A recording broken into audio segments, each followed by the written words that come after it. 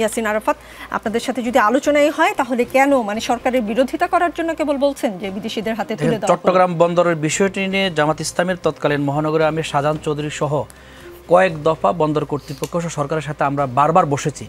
আমাদের দৃষ্টিভঙ্গিগুলো দেশীয় স্বার্থ সংরক্ষণ সহ সামগ্রিক বিষয়গুলো আমরা তুলে ধরেছি। তারপরও সরকার সেই বিষয়গুলো উপেক্ষা করে তারা চুক্তি করেছে। এখানে জামাত ইসলামের 3টা দাবি করেছে, দাবিটা আমি একটু শুনে আপনাকে।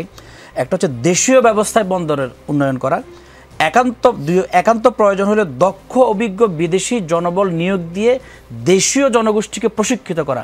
আমাদের দেশের জনগণের যে বিশাল সম্পদ, জনসম্পদ, এই জনসম্পদটাকে আরও উন্নত করার জন্য প্রয়োজনে বিদেশি প্রশিক্ষক নিয়ে এসে উন্নত যন্ত্রপাতির মাধ্যমে এই কাজগুলো করা যেতে পারে। জামাত ইসলামের পক্ষ থেকে সেটি বলা হয়েছে। 3 নম্বরে জামাত ইসলাম বলছে যদি তাও সম্ভব না হয় তাহলে বিদেশি অপারেটরকে বন্দরের দায়িত্ব দেওয়া যেতে পারে, তবে সেক্ষেত্রে অবশ্যই আন্তর্জাতিক দরপত্র ও নীতিমালা অনুসরণ করে জনগণকে অবশ্যই অবহিত করতে হবে।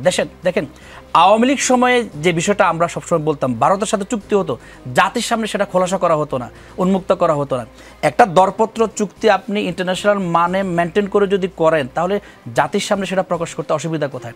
আজকে যে প্রশ্নগুলো উঠছে, আমার বিশ্বাস যদি সরকার সৎ সাহস করতো তাহলে জাতির সামনে সেটা উন্মোচিত করতো। আমরা এখনও এই 3টা দাবি এখনও জোরালোভাবে আজকে মিডিয়ার মাধ্যমে বলছি, জাতির সামনে সেটা উন্মোচিত করা উচিত।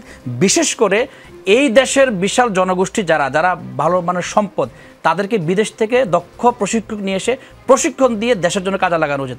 আজকে বাংলাদেশ থেকে যেটা বলছেন, আজকে বাংলাদেশ থেকে আজকে বাংলাদেশ থেকে 3টাই কিন্তু এর মধ্যেই পড়ে এবং এই 3টা হলেই কি হবে, ওই যে বিদেশের কাছে বিক্রি করে দিচ্ছে।